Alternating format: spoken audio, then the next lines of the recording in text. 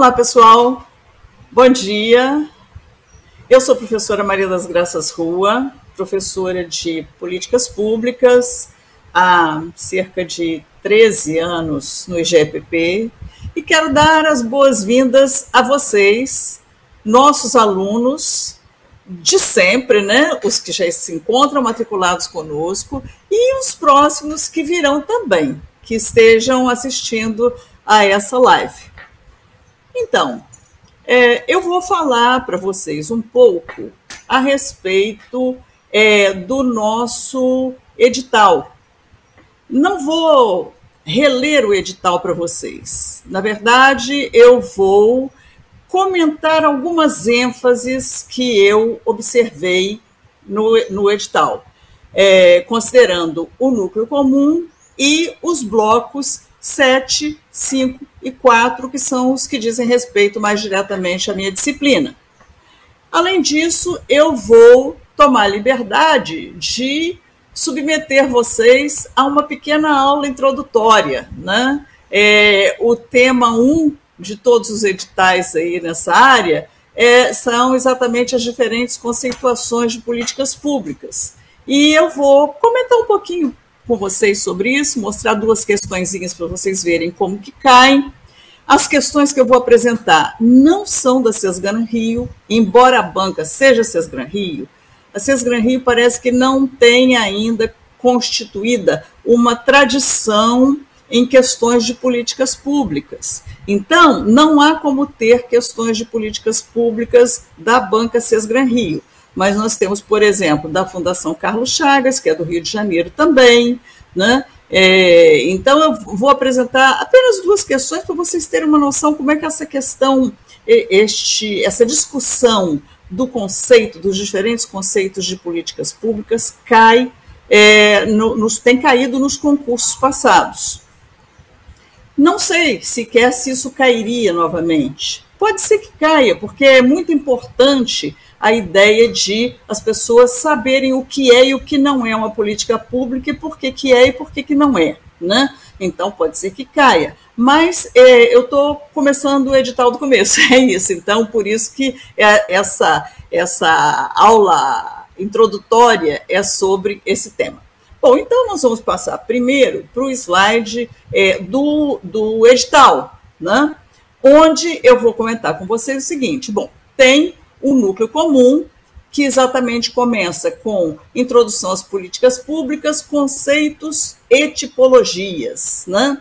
E no bloco 7 ela tem as diferentes conceituações de políticas públicas e no bloco 5 as diferentes políticas públicas e os tipos de políticas públicas, né? Distributivas, regulatórias, chamando a atenção que esse item 1.1 é aquele que se refere às chamadas arenas de políticas públicas e que, vejam só, nesse edital, praticamente ela só aparece aí, né? Essa discussão das arenas só aparece aí nesse edital, quando, na verdade, em muitos concursos anteriores, ela apareceu várias vezes.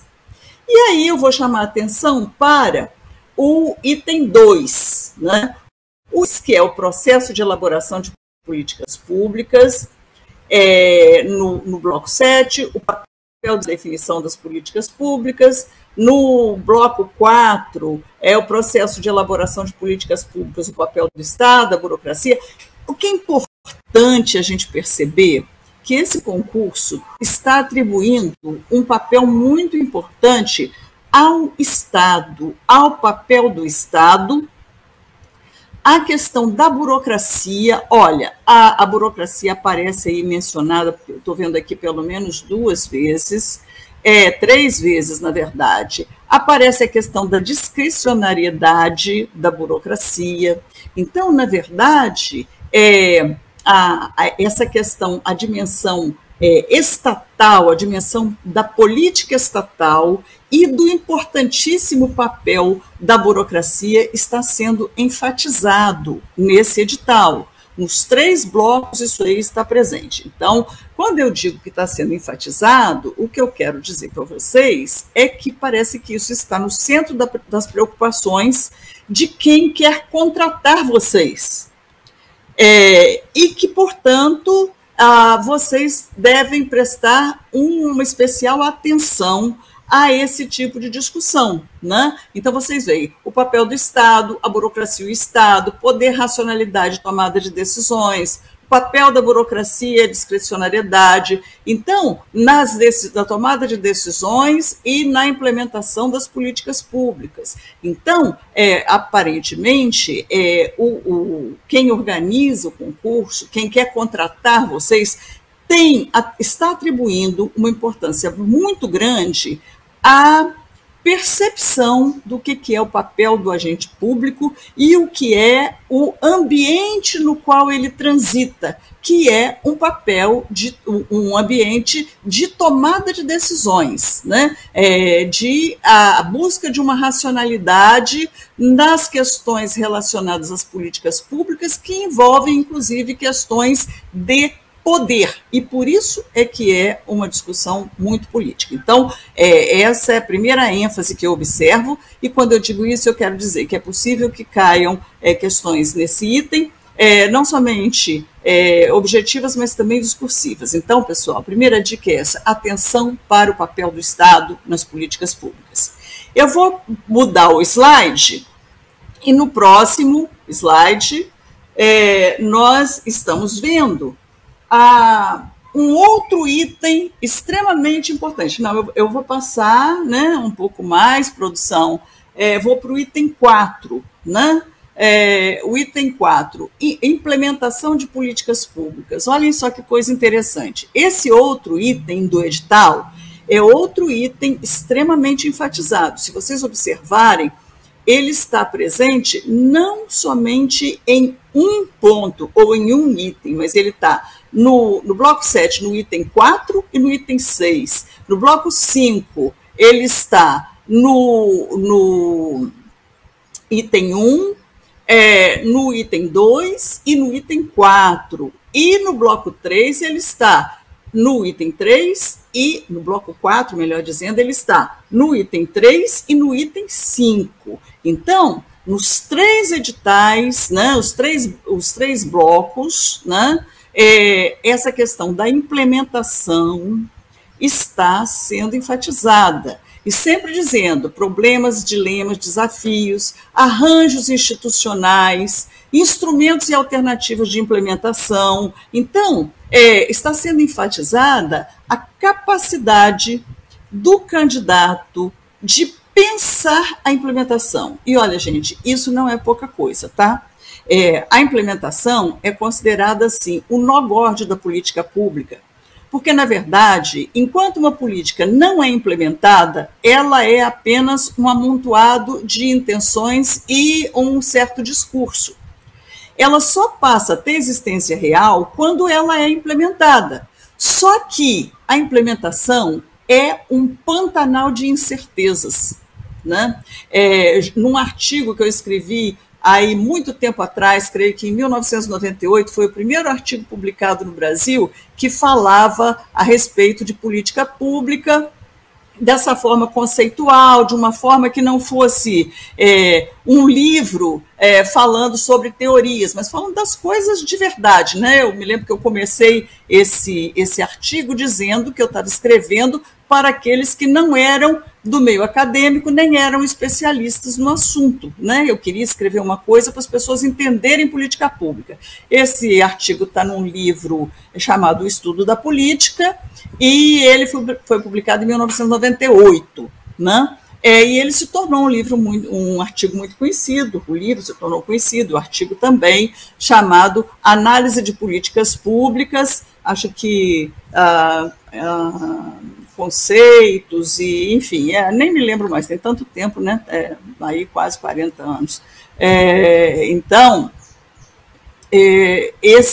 nesse texto, eu dizia assim, que o fato de uma política pública ser decidida não significa que ela vai ser implementada, não significa que, sendo implementada, seja implementada do jeito pretendido, do jeito planejado, e significa ainda menos que se vá alcançar os resultados pretendidos com ela. Pode-se alcançar os resultados pretendidos os resultados não pretendidos, né? E pode-se, inclusive, não alcançar coisíssima nenhuma. Então, por isso que a gente fala que a implementação é esse pantanal de incertezas, né? E é o grande desafio do gestor. E é por isso que quem quer contratar vocês quer contratar pessoas que tenham estudado suficientemente implementação de políticas públicas. E como que eles vão ver isso? Vão ver através das questões da prova. Certo? Então, essa é a segunda ênfase e é a segunda dica, insistindo vocês para prestarem bastante atenção nessa questão da implementação. Nós vamos trabalhar isso intensamente nos nossos cursos, de maneira que vocês estejam preparados para responder qualquer questão sobre esse tema. Vamos mudar o slide, então, vamos para um pouco mais adiante, onde eu vou pular essas questões da mobilização e organização, etc., embora seja importante participação, controle social, etc., mas o outro item essencial é o item que trata de direitos humanos, né? Ele está aí no núcleo comum como seu item 3, institucionalização das políticas em direitos humanos como políticas de Estado, ou seja, aquilo que o Estado assume independentemente de qual governo que esteja de plantão.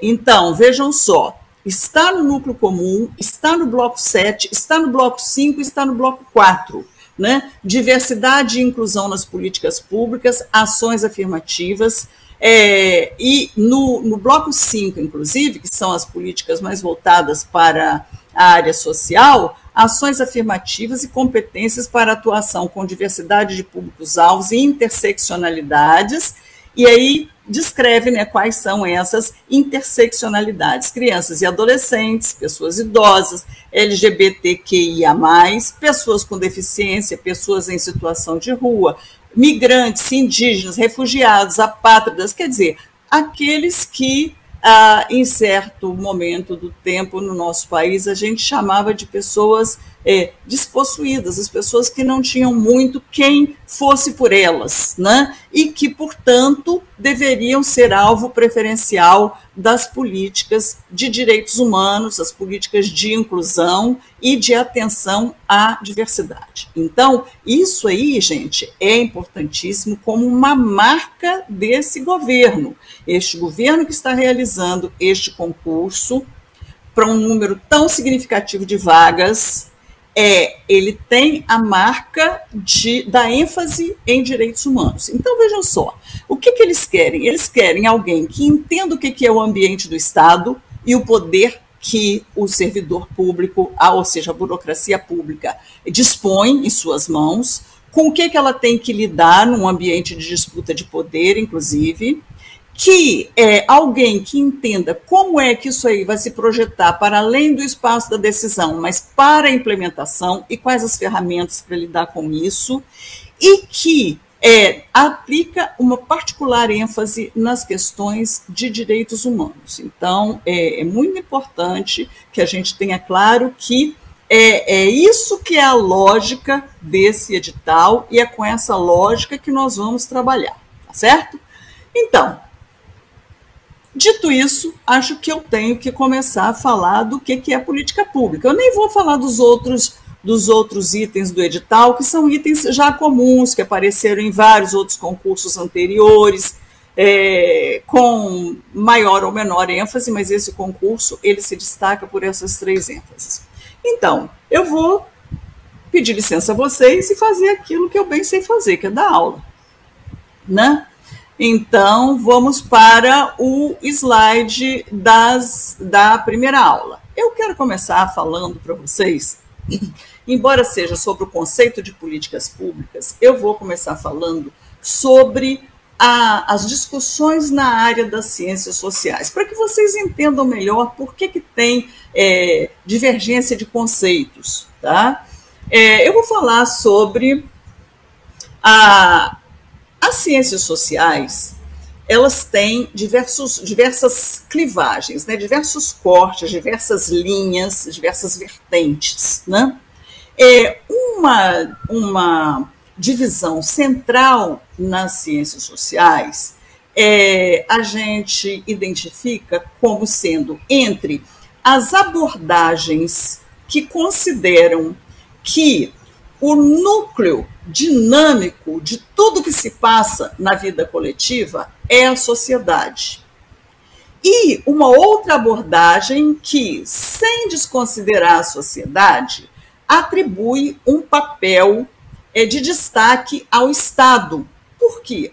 Porque o Estado, na verdade, ele nasce da sociedade, mas por dispor do controle do monopólio do uso da violência e por dispor da capacidade de legislar e de alocar recursos, ele tem características específicas, né? As burocracias, né, que são o corpo atuante do Estado, as burocracias, na verdade, elas desenvolvem interesses próprios, né? Elas desenvolvem cultura organizacional, né? Elas, de certa maneira, se diferenciam digamos, da base da sociedade. Isso não é nem bom nem ruim, não é questão de julgar, tá? Mas o fato é que isso acontece. O Estado existe e ele faz diferença. Ele não é como algumas teorias queriam que fosse, tanto o liberalismo quanto o marxismo queriam que o Estado fosse um epifenômeno, quer dizer, uma coisa secundária, e na verdade não é.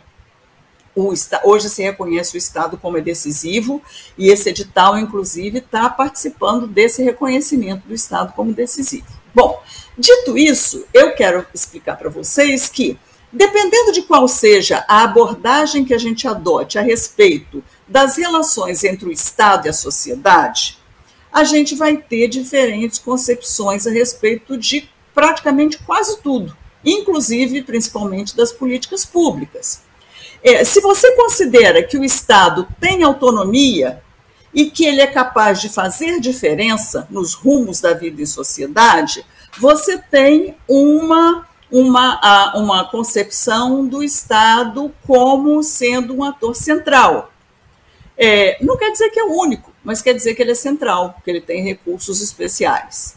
Se você acha que não é bem assim, que o núcleo dinâmico definitivamente é a sociedade e que o Estado é apenas um fenômeno secundário, que ele é prisioneiro das forças sociais, aí você tem o prisioneiro ou agente das forças sociais, como queiram, aí você tem um outro tipo de abordagem. Nessa outra abordagem, as forças sociais têm mais autonomia, têm mais capacidade de serem sujeitos, né, do que numa abordagem que o Estado tem um papel predominante.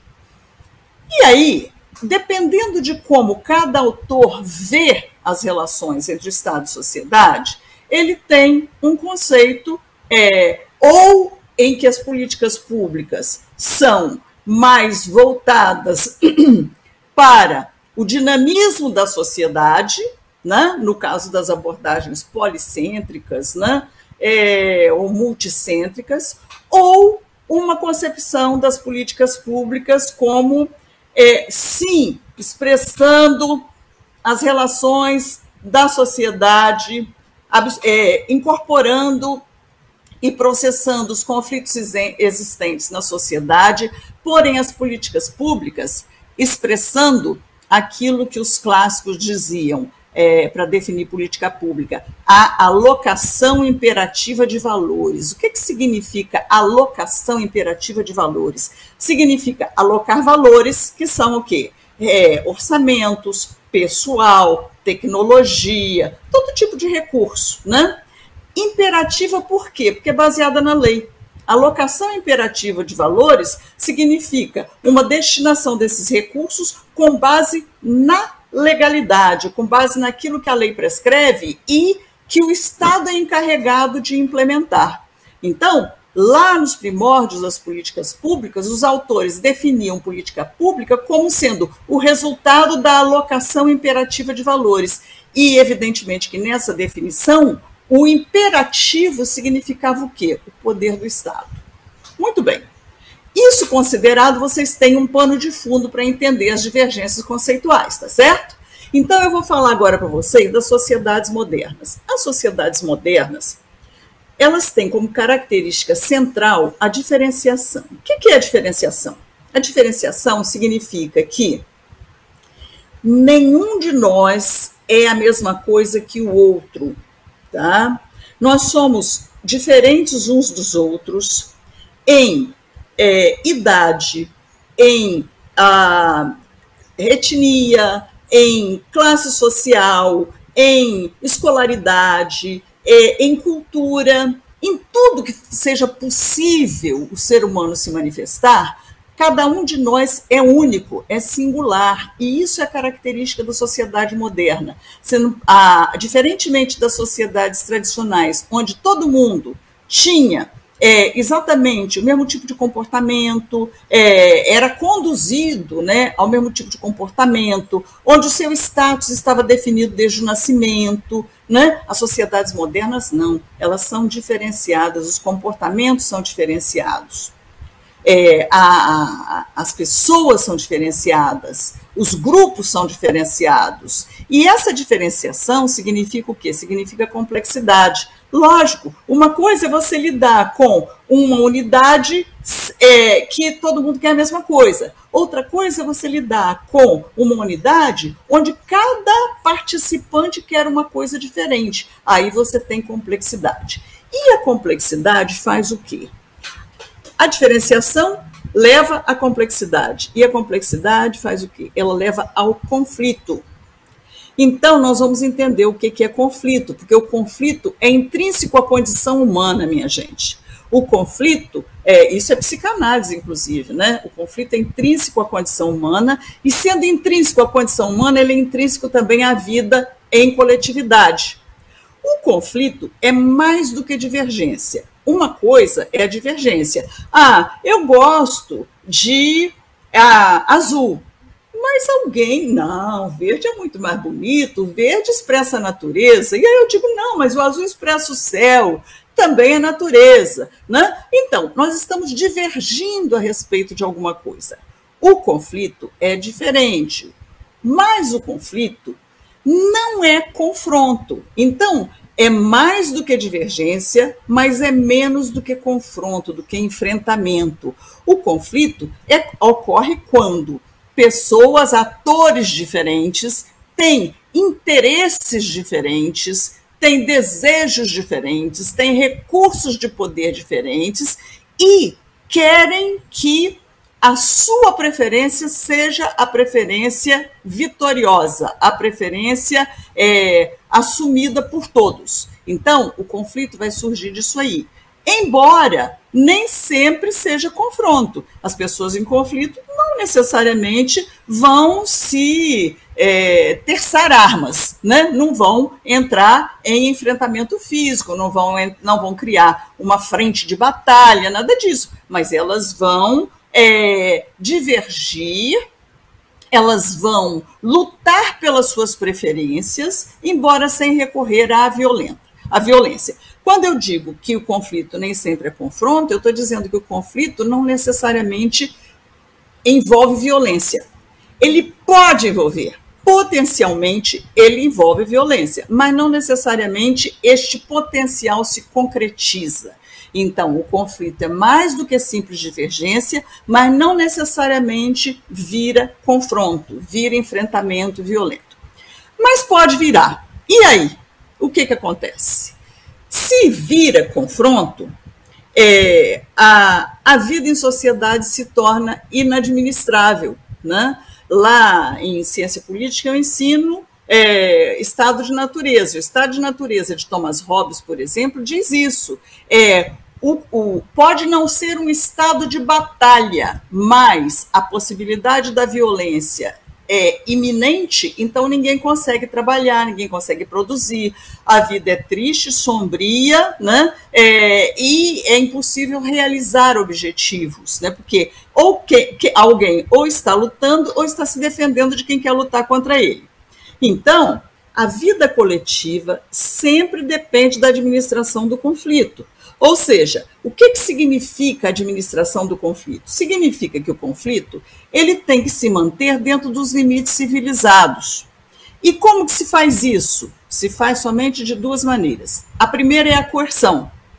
A coerção é o quê? É a imposição pela força de uma situação de apaziguamento. É isso que significa a coerção nesse contexto que nós estamos falando, né? Então, existem dois contendores, eles estão querendo destruir um ao outro. Então, as forças da legalidade vão e impõem penalidades a quem fizer mal ao outro. Isso é coerção. Mas existe uma via civilizada, desde lá que os gregos falam da vida na polis. A vida na polis é a vida da política, é a outra forma de viabilizar a vida coletiva administrando o conflito. É a política. E política aqui, eu quero fazer um parênteses, que ela é diferente de política pública, ela é maior do que política pública. No slide seguinte, a gente vai ver que o estudo das políticas públicas integra 4 elementos. Primeiro elemento, a política como politics. Politics são os procedimentos, os mecanismos formais e informais. Mecanismos formais, por exemplo, eleição, mecanismo formal. Mecanismos informais, reuniões, debates, conversa de perto de ouvido, tudo isso é mecanismo informal, que se expressa mediante a atividade do sistema político para buscar soluções pacíficas para os conflitos quanto a bens públicos. Prestem atenção, é muito importante nesse concurso vocês ficarem atentos às palavras. Quem se dá bem nesse concurso é quem presta atenção às palavras, tá? Então, fiquem atentos, olhem só. São procedimentos e mecanismos formais e informais, que se expressam pela atividade do sistema político, então, por exemplo, das instituições políticas, dos arranjos políticos, para buscar soluções pacíficas para conflitos quanto a bens públicos, ou seja, bens que são de interesse da coletividade. Isto é a política como politics. A política como politics é muito mal compreendida, porque muita gente acha que a política é o mundo da corrupção, os políticos, eles são pessoas lastimáveis, só pensam no seu próprio bolso, nos seus próprios interesses. Pessoal, a rigor todo mundo pensa nos seus próprios interesses, tá? E a política é diferente da politicagem. Uma coisa é politics, né? Política, sem a qual nós não vivemos em sociedade, porque ela é o principal meio para manter o conflito dentro dos limites administráveis, ou seja, dentro daquele limite onde ninguém está querendo matar ninguém, tá certo? Então, a politicagem é outra coisa. A politicagem é jogo de toma lá da cá, é barganha ilícita, é corrupção, tá? Não pode confundir politics, né, essa atividade essencial à vida coletiva, com politicagem, não é a mesma coisa, tá?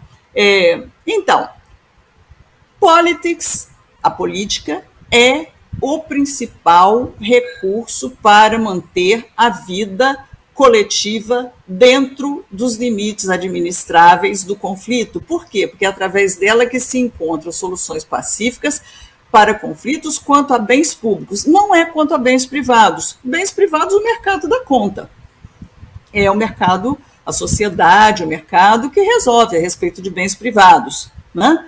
Mas bens públicos, sim. Aí é o espaço da politics.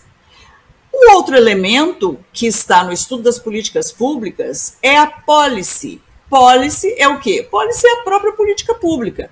O conjunto de decisões e ações relativas à alocação imperativa de valores envolvendo bens públicos. Então, decisões são tomadas por aqueles que têm mandato para isso, sejam mandatos legislativos, sejam mandatos em conselhos, sejam mandatos em quaisquer fóruns que tenham amparo legal, né, para decidir sobre como como usar os recursos públicos com base na lei para prover bens públicos, ou não, porque também política pública envolve a não provisão de alguns bens públicos. Nós vamos ver isso adiante. O terceiro elemento é a sociedade política, a polity. Polity é a sociedade política, é o conjunto das instituições políticas, é o ordenamento jurídico, o conjunto de regras, é a Constituição que rege o sistema político como um todo. Então, isso é a sociedade política, né?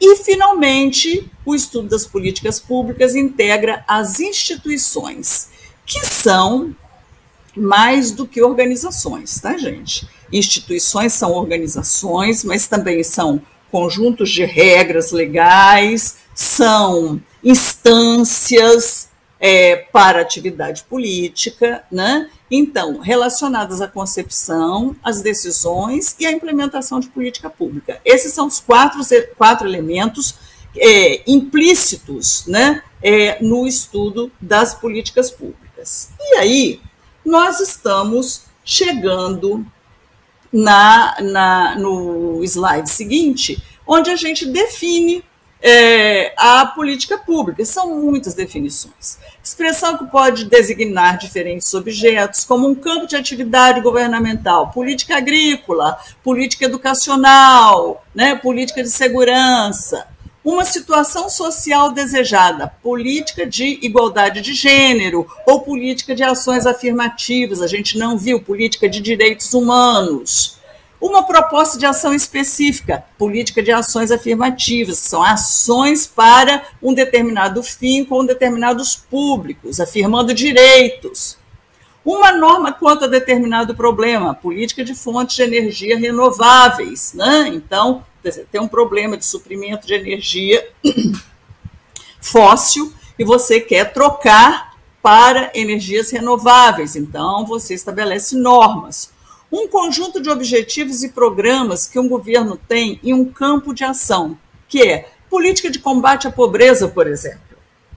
Né? Então, isso também é uma política pública. No nosso próximo slide, a gente vai ver mais. A gente vai ver que política pública, portanto, é um conceito impreciso por aquilo que eu falei antes, lá no começo, de que admite definições e polêmicas baseadas na concepção original das relações entre o Estado e a sociedade, né?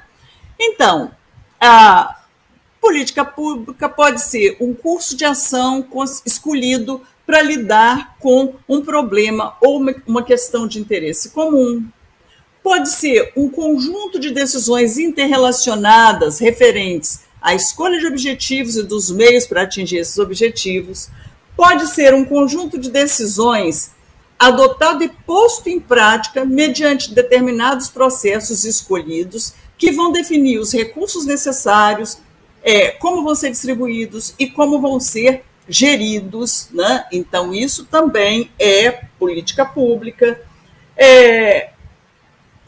Continuando, né, o conjunto de atividades de um governo diretamente realizadas por agentes públicos ou agentes da sociedade. Não precisa ser só agentes públicos, agentes da sociedade, e que influenciam a vida dos cidadãos. Um curso de ação produzido por um governo, seja ele executivo, legislativo ou até mesmo judiciário, que satisfaz a uma necessidade que se expressa com objetivos estruturados em um conjunto de diretrizes de caráter imperativo, ou seja, com base na lei. Isso, o caráter imperativo é aquilo que é baseado na lei e que deve ser cumprido. Tem essa natureza de cumpra-se. E que, no caso dessa definição, aceitos pela coletividade, porque também essas diretrizes têm que ter legitimidade, né? Não basta ter legalidade, mas precisa ter legitimidade. E, finalmente, uma definição aqui sequinha, né, bem clássica, bem antiga, do Thomas Dye, onde ele dizia: política pública é o que um governo decide fazer e o que ele decide não fazer, ele escolhe ignorar, né? Então, seguindo no próximo slide, nós temos aqui um autor que foi publicado numa coletânea da ENAP, né? É uma coletânea de boa qualidade, onde o Saravia ele define, ele dá várias definições de políticas públicas. Olhem aí, fluxo de decisões públicas orientado para manter o equilíbrio social ou para introduzir desequilíbrios destinados a mudar a situação real. Estratégias que apontam para diversos fins desejados pelos diversos grupos que participam do processo decisório. Sistema de decisões públicas que visa, olhem, ações e omissões. Então, é política pública quando o Estado age ou quando ele decide não agir. Preventivas ou corretivas, né? Então, ações ou omissões destinadas a impedir que alguma coisa aconteça ou destinada a corrigir alguma coisa já acontecendo, destinadas a manter ou modificar a realidade de um ou vários setores da vida social por meio da definição de objetivos e estratégias de atuação e da alocação dos recursos necessários para atingir os objetivos estabelecidos, né? Então, é outra definição bastante longa, né? Mas o que é importante aí é a gente saber o seguinte: toda política pública é um conjunto de decisões. Jamais é uma decisão singular, né? Então, vou dar um exemplo para vocês. Está tendo uma discussão aí sobre a violência no Equador, tá certo? E a Polícia Federal Brasileira se colocou à disposição do governo do Equador, oferecendo ajuda. Isso, gente, é uma decisão singular. Isso não é uma política pública. Quando é que será uma política pública? Quando os dois governos, do Brasil e do Equador, estabelecerem um plano de ação conjunto, com base em leis que vão ser aprovadas, porque como é no contexto internacional, leis que vão ser aprovadas no Brasil, pelo Legislativo brasileiro, no Equador, pelo Legislativo do Equador, e que vai envolver uma alocação de orçamentos específicos, regras para formas de ação, estratégias definidas. Aí é um conjunto de decisões. Tudo isso são decisões isoladas, todas juntas formam um conjunto que pode ser de longo alcance ou de curto alcance, e que vão representar um curso de ação. Então, isso é política pública, entenderam? Se for só a decisão da Polícia Federal de oferecer ajuda ao Equador, ainda não é política pública. Pode ser que venha a ser, mas ainda não é. Então, o Saravia chama atenção para os componentes comuns a uma política pública. O componente institucional, né, onde ele aponta que a política pública é elaborada ou decidida por autoridades formalmente constituídas no âmbito da sua competência e ela é coletivamente vinculante, ou seja, ela se aplica à coletividade como um todo. O componente decisório, que é o conjunto de decisões relativos à escolha dos fins e dos meios, sejam de curto ou de longo alcance, numa situação específica como resposta a problemas e necessidades. Um componente comportamental, que implica ação ou inação e representa o curso de ação, e não apenas decisão singular, e um componente causal, ou seja, a política pública é produto de ações que têm efeitos sobre o sistema político-social. A gente diz que uma política pública levou à mudança assim, assim, assim, assim. Ou a política pública não conseguiu, não foi bem sucedida em mudar isso, aquilo, outro, mas produziu tais e tais e tais outros efeitos. Entenderam? Então, a política pública ela está sempre situada num contexto de causalidade, tanto aquilo que a produz como aquilo que ela afeta. Então, prosseguindo, nós temos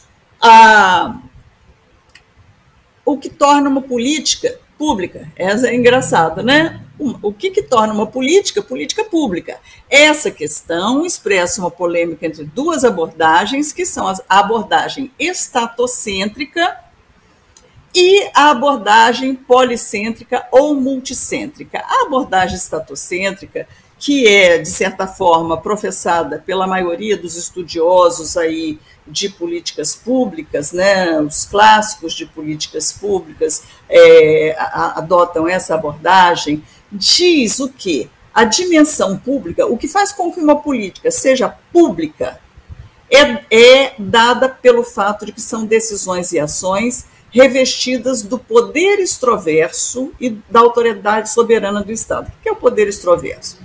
Gente, o poder do Estado, ele se exerce sobre os seus quadros, suas organizações, seus servidores, etc, etc, etc. Mas ele não se exerce só sobre esses atores. Aquilo que o Estado decide extravasa os limites, né, do corpo de servidores do Estado e se entorna, se derrama, digamos assim, sobre a sociedade. Isso é que é poder extroverso. O poder extroverso é aquele que vai além dos limites organizacionais de uma instituição. Aquilo que o Estado decide não se resume a afetar as ações do próprio Estado, mas afeta a sociedade como um todo. E, por outro lado, o Estado é soberano, ou seja, não existe nenhuma autoridade acima do próprio Estado. Portanto, a dimensão pública para essa abordagem é dada pelo fato de que as políticas públicas são decisões e ações revestidas do poder extroverso e da autoridade soberana do Estado. Essa característica não é própria de entidades privadas, mesmo que sejam entidades voltadas para o benefício público ou que sejam amplas coletividades. O fato é que mesmo diversos dos atores estatais podem estar envolvidos nas diversas fases da política pública, mas até mesmo o envolvimento deles depende de decisões imperativas do Estado, ou seja, é preciso ter algum tipo de diploma legal que diz, olha, os atores tais e tais e tais da sociedade estão participando do fórum tal, onde vão participar de processos decisórios, onde vão compartilhar, eventualmente, atividades, responsabilidades de implementação da política. Até mesmo essa participação dos atores da sociedade, ela tem que estar prevista em decisões imperativas do Estado. Isso é a abordagem estatocêntrica. Não quer dizer que ela só considere política pública aquilo que se origina do Estado.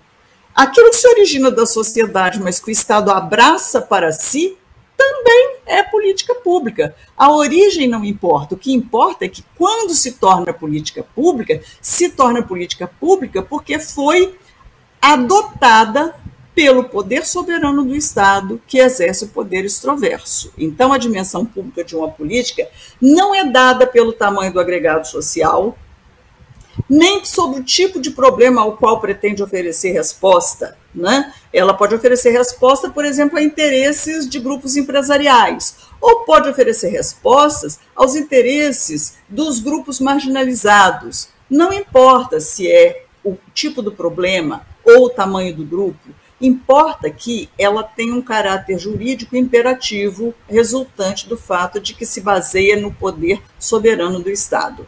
E as políticas públicas não se confundem com atividades coletivas. Existem coletividades como clubes e associações civis de natureza privada que oferecem benefícios por decisões próprias, com exclusividade ou não para os seus associados, né?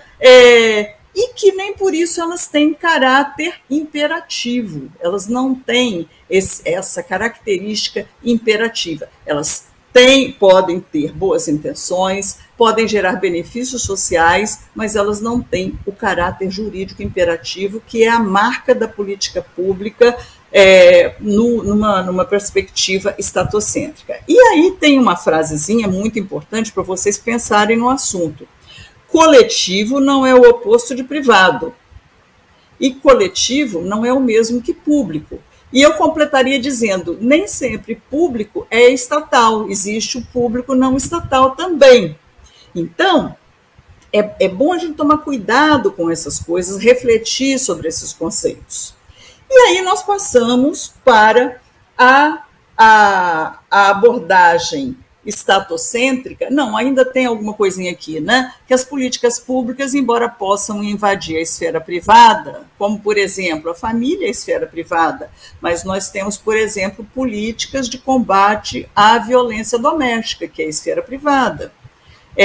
O mercado é a esfera privada, e nós temos regulações do Estado. Então, embora a política pública possa incidir sobre a esfera privada, elas não são privadas, porque elas têm o poder do Estado. E mesmo que as instituições privadas participem da formulação ou compartilhem a implementação, a possibilidade de fazerem isso é antecedida, está amparada em decisões do poder público.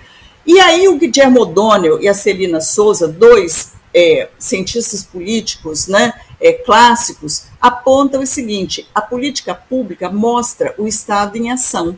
E isso é típico da abordagem estatocêntrica. Não desconsidera a sociedade, mas diz que ela é legitimada por regulamentos de caráter imperativo, como leis, normas, decisões judiciais.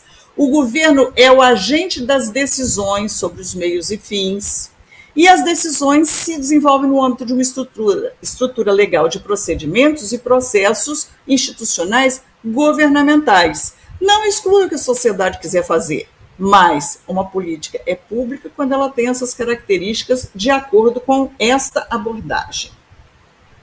Então, na abordagem policêntrica ou multicêntrica, a política pública é percebida como não condicionada nem subordinada ao poder do Estado. Essa abordagem enfatiza a capacidade de atuação pluralista dos atores sociais, as redes de políticas públicas, as ONGs, os organismos internacionais, que eles seriam protagonistas das políticas públicas junto com os atores estatais. No slide seguinte, a gente detalha aqui dois autores, Seck e Heidemann, que dizem isso. A perspectiva política pública vai além da perspectiva de políticas governamentais, na medida em que um governo, com sua estrutura administrativa, não é a única instituição a servir a comunidade política, isto é, a promover políticas públicas. E aí que está o ponto de polêmica. Servir a comunidade política é uma coisa, promover políticas públicas é outra coisa, na visão da abordagem estatocêntrica. É aí. O Leonardo Seck, ele diz que a essência conceitual das políticas públicas é o problema público. O que define se uma política é ou não pública é a sua intenção de responder a um problema público, não se o tomador de decisão tem personalidade jurídica estatal ou não estatal. Mas prestem atenção, a abordagem estatocêntrica não fala de personalidade jurídica, fala do poder soberano. Essa que é a diferença, né? Então, nós não precisamos tomar posição, entenderam? Em política pública, são várias as definições, não é preciso tomar posição, né? Se ela é estatocêntrica ou policêntrica, só é importante a gente ler os enunciados e conseguir definir qual se um enunciado tem uma posição estatocêntrica ou se o enunciado tem uma posição policêntrica ou multicêntrica. A Celina Souza, por exemplo, é uma autora que certamente é estatocêntrica. Ela diz várias coisas sobre a política pública, né? É ação intencional com objetivos a serem alcançados e permite distinguir entre o que o governo pretende fazer e o que de fato faz. Então, para ela, o ator central é o governo. Envolve processos subsequentes após a decisão e proposição, ou seja, implica implementação, execução e avaliação. São fases do ciclo da política pública, como nós vamos ver. A política pública envolve vários atores e níveis de decisão, embora seja materializada através dos governos. Olha aí, ó, ela não está descartando os atores da sociedade, as policy networks, nada disso. Mas ela diz que é materializada através dos governos. No slide seguinte, a gente continua com a Celina Souza, dizendo que não necessariamente se restringe a participantes formais, ou seja, não são estritamente aqueles que têm cargos formais públicos ou privados. os participantes informais também são muito importantes. Por exemplo, até mesmo a primeira-dama, os amigos do presidente, os amigos de um congressista importante, né, são importantes. Por quê? Porque eles falam lá no ouvido do tomador de decisão. A política pública é abrangente e não se limita a leis e regras. Ela envolve procedimentos, recursos, alocação de pessoal, etc. E ela ocorre no longo prazo, embora possa ter impactos no curto prazo. Então, aí nós temos uma boa descrição da política pública, né?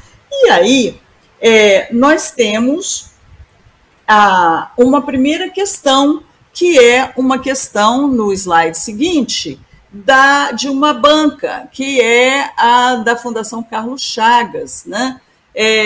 Que trata exatamente disso. Olha, o conceito de políticas públicas não é único, pois varia de acordo com o enfoque teórico adotado e o contexto político-social ao qual se aplica.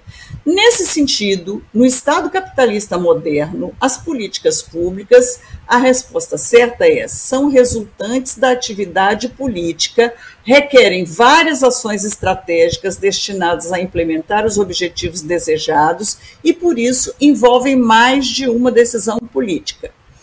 Bom, a letra A ela está incorreta, né? A resposta correta é essa aí que está marcada como letra B. No slide seguinte, nós temos a argumentação a respeito de cada alternativa. A letra A está incorreta, pois as políticas públicas não se restringem apenas aos governos e seus governantes. Ao contrário, tanto na sua formulação como implementação, envolvem atores não governamentais dotados de interesses e de recursos de poder. A letra B correta, qual a justificativa? As políticas públicas são resultantes da atividade política, ou seja, da atividade de negociar interesses, frequentemente adversos, olha aí o conflito, compondo acordos entre atores dotados de recursos de poder. Justamente por envolver questões potencialmente mobilizadoras de conflito, as ações selecionadas têm natureza estratégica, ou seja, não são quaisquer ações, mas aquelas capazes de minimizar as dificuldades e maximizar recursos e oportunidades a fim de alcançar os objetivos pretendidos. A identificação dessas ações e a seleção das mais viáveis entre elas não se faz de uma só vez, mas exige várias decisões, frequentemente por aproximações sucessivas. Então, é por isso que a letra B está correta. Letra C, incorreta por vários motivos. Primeiro, as políticas públicas, elas envolvem valores e regras, não apenas procedimentos, né? A letra C diz um conjunto de procedimentos, então não apenas procedimentos. Segundo, nem sempre as políticas públicas se sustentam pelo consenso. Muitas vezes as decisões se baseiam em regras de maioria. O consenso é quando todo mundo está mais ou menos de acordo, né, gente? E a maioria é quando existe um grupo mais numeroso que vence e um grupo menos numeroso que perde. Então, regras de maioria significa que tem ganhadores e perdedores. E isso expressa conflito político. A maioria se sobrepõe, mas a minoria sempre pode retornar com a questão à arena. Terceiro, embora existam políticas destinadas a beneficiar a classe trabalhadora, outras se destinam a beneficiar a classe empresarial e outras têm como foco a população de forma geral. O enunciado C diz, se orienta a resolução de problemas da classe trabalhadora, então está errada por causa disso. Letra D, incorreta, porque as políticas distributivas extraem recursos financeiros por meio de tributos para financiar benefícios e serviços à população. A letra D diz assim, transformam a sociedade de forma pacífica ao extraírem dinheiro da sociedade pelos tributos pagos pelos cidadãos e distribuírem via benefícios a uma variedade de serviços à população. Ela está errada porque isso é a definição de somente um tipo de política, que é a política distributiva. O mesmo não se aplica às políticas regulatórias, como o Código Florestal, não ocorre com as políticas redistributivas, que implicam extrair ativos e de um grupo e realocá-los a outro grupo, e por isso contém um potencial brutal de conflito, como a reforma agrária, né? Então, não tem nada de transforma a sociedade de forma pacífica, estão vendo? Então, o que acontece é que usou um enunciado de política distributiva como se fosse todo tipo de política pública fosse distributiva. E, além disso, atribuindo às políticas distributivas a capacidade de transformar a sociedade, que raramente acontece. Política distributiva só distribui, ela não transforma. E a letra E, incorreta. Primeiro, porque a emancipação econômica da classe operária, a letra E, vamos voltar lá, as políticas públicas, no caso, constitui o meio para alcançar a emancipação econômica da classe operária através do estabelecimento da igualdade de direitos e deveres. Então, está incorreto por quê? Porque a emancipação econômica da classe operária não se dá pelo estabelecimento da igualdade de direitos e deveres, e sim pela superação da sociedade de classes mediante a abolição da propriedade privada dos meios de produção. E segundo, porque no Estado capitalista moderno, as políticas públicas têm a função de minimizar os conflitos entre o capital e o trabalho, e não de promover a emancipação da classe operária, certo? Então, no próximo slide, nós temos uma outra questão bem simplesinha, mas eu coloquei por causa de uma advertência que eu já fiz para vocês nessa live. Eu falei, olha, prestem atenção nas palavras. Então, o enunciado da questão é bem interessante, porque ele diz assim, desde os anos 1960, alguns teóricos da análise de políticas públicas consideram, né, que não fazer nada em relação a um problema político também é uma forma de política pública. Aí, ponto. Nessa interpretação, ou seja, estritamente nessa interpretação, o conceito de política pública, além das ações governamentais, aí tem um aposto, o que o governo escolhe fazer, abrange. Abrange o quê? Aí nós temos diversas alternativas que são enunciados substantivos sobre projetos, planos, programas, processos legislativos. Praticamente são enunciados que a gente não pode discutir a correção deles, porque eles não têm um conteúdo cabível de discordância, né? Os projetos públicos não estatais realizados pelo terceiro setor para compensar a insuficiência das políticas sociais. Letra B, os planos de organismos internacionais como a ONU e Banco Mundial, que completam, desde o pós-guerra, as políticas públicas nacionais e subnacionais. Letra C, os programas de investimento de empresas estatais, sociedades de economia mistas e empresas públicas que suprem a ausência de ações governamentais de infraestrutura. Os processos legislativos que determinam, com a elaboração das leis, as políticas públicas que os governos devem fazer. Nada disso tem a ver com essa interpretação aí dos anos 60, tá, gente? Essa interpretação aí dos anos 60 é aquilo que se chama da não decisão. Não decisão faz parte do conceito de política pública. São as situações de omissões, negligências e inações governamentais deliberadas, tá? Não é por acaso, não. Nada em política é por acaso, né? Mas são situações de omissões, negligências e inações governamentais deliberadas diante de um problema público. Não quer tratar daquilo porque não quer suscitar conflito, não quer tomar posição, ou, enfim, não mobiliza interesses suficientemente poderosos para mover o governo, por qualquer que seja o motivo, decide-se não fazer nada. E é essa que é a resposta certa. Por quê? Porque isso que o governo não faz completa aquilo que ele escolhe fazer. Então, essa que é a lógica dessa questão, e a chave dela está na expressão, nessa interpretação. Ok? Então, vamos juntos, né, nós conduzir essa jornada, né? Vamos lutar pelo nosso lugar nesses cargos todos que estão disponíveis. Estamos juntos, com muita força, muita disposição para vencer esse desafio, ok? Muito obrigado por terem me ouvido e estou à disposição para tudo aquilo que for necessário para apoiar vocês nessa jornada. Queria desejar um excelente domingo para vocês, agradecer a nossa professora maravilhosa, os elogios aí, né, professora? Eles terão, você de onde estiver no Brasil, vocês terão a oportunidade de ter a professora Maria das Graças Rua no seu computador. Eu sempre brinco com a professora, né? No presencial, os alunos queriam levar a professora para casa. A gente agora consegue fazer isso com o nosso online, né?